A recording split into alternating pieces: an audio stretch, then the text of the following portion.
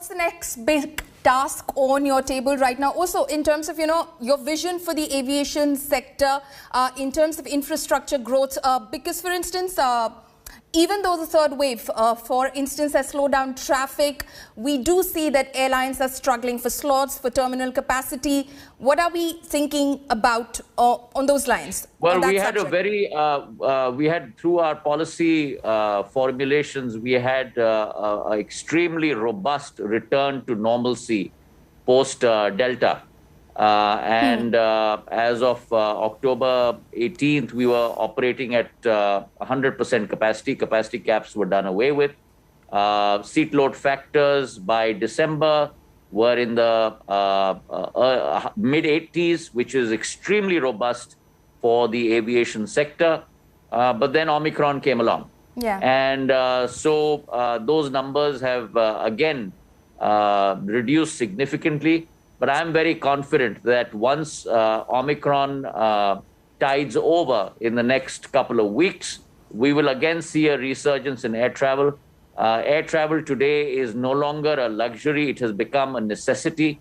With lowered fares, it has become one of the most viable forms of travel.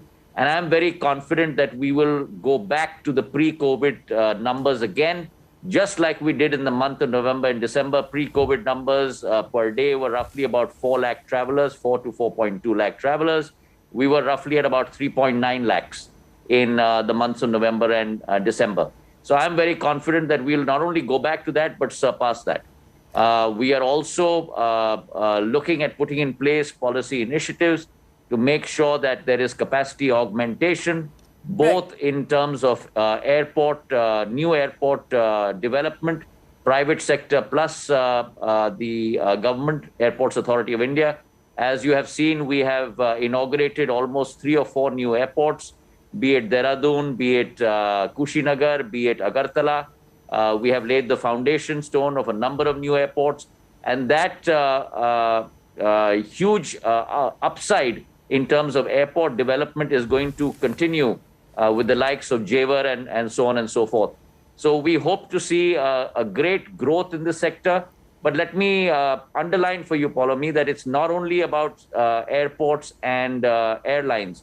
It's about the whole ecosystem. Right. And therefore, I'm looking at MROs, I'm looking at cargo, I'm looking at regional airlines, I'm looking at seaplane operations, helicopter operations, because we need to give the whole sector a boost to make sure that this sector goes to where it needs to in terms of improving infrastructure in India.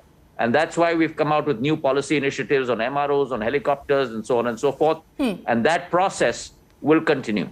So 2 quick questions before I let you go. I know you're working on a very tight schedule, but my second...